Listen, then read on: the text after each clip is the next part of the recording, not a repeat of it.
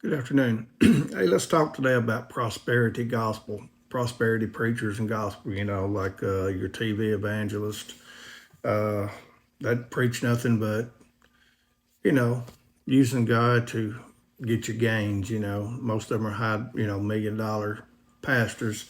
You may know some of the names like Joel Osteen, Benny Hinn, Joyce Meyer, Kenneth Copeland, Creflo Dollar, T.D. Jakes, Robert Tilton, Paul Crouch, Eddie Long, and the list goes on and on and on.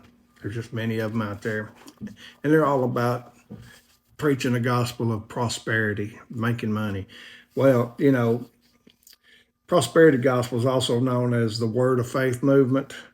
The believer is told to use God, whereas the true biblical Christianity is just the opposite. God uses the believer. See, we're supposed to work for God, not God for us. He is not a magic genie where we go, bing, rub a lamp, he pops out and gives us his wishes. It says Paul warned Timothy about this. He warned Timothy about such man in 1 Timothy 6:5. He says, constant friction among people who are deprived in mind and deprived of the truth, imagining that godliness is a means of gain. See, being godly is not a means of gain.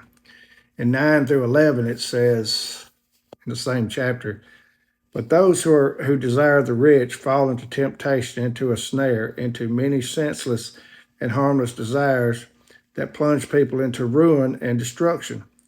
For the love of money is the root of all kinds of evil.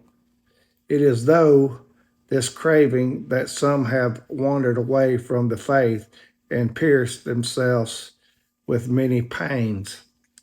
But as for you, O man of God, flee these things, pursue righteousness, godliness, faith, love, steadfastness, and gentleness.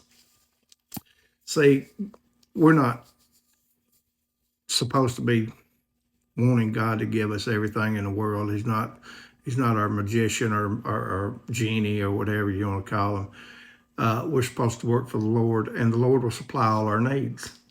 See, you're faithful in the Lord will supply everything you need. And I'm not saying you won't have nice cars and stuff. I think God gives to who can gives more to who can control it than others.